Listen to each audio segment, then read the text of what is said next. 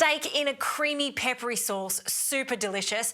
I'm going to show you my version, changing up the protein. So instead of beef, why not try kangaroo fillets? High in protein, high in iron, and it is super tender if it's cooked to perfection. I'm also going to take it up a notch by serving it in a sandwich. So first we need to form a lovely peppery crust on our kangaroo. This is just some peppercorns that I've crushed in a mortar and pestle, and for our fillet of kangaroo, as you'll see, they are super lean, no fat whatsoever. And we're just going to place them into the peppercorns and just coat it completely. Okay, and another fillet, and again, coating that on all sides. I haven't pre-toasted my peppercorns because they're going to toast in the pan as we cook our kangaroo. You don't want the pepper to burn, okay? So that's looking good. Also, a good pinch of salt on both sides. All right, I've been preheating my pan, a good glug of olive oil, and in with our fillets of roux. Now, because they are so lean and they're not too thick, they take no time at all to cook. The best way to cook kangaroo is to sear it quite hot and quite fast for about 2 minutes on each side. You do want it to be rare inside. If it's rare, it's going to be super tender, meltingly soft, and that's what we're after. So I'm just going to give that a couple of minutes, turn it over, and then we can add the butter.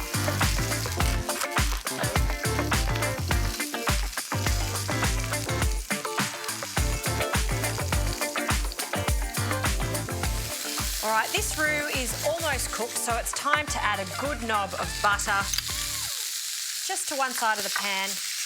And we want to baste the kangaroo with this lovely butter to give it extra flavour before we take it out of the pan to rest. So you cook this exactly like you were cooking a piece of beef. And you can see how it glistens as you baste it in that delicious butter.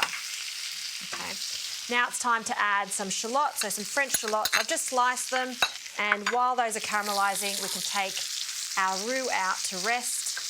If I've cooked this for about 5 minutes, you want to rest it for at least 2 to 3 minutes. It will stay warm. The residual heat will keep it nice and warm. So once these have caramelised and softened, in with some brandy. Woo! A little theatrical flambé. And once that alcohol is cooked off, in with some stock. Give that a swirl and allow that stock to reduce slightly. Okay, to finish off the sauce, a good splash of thickened cream.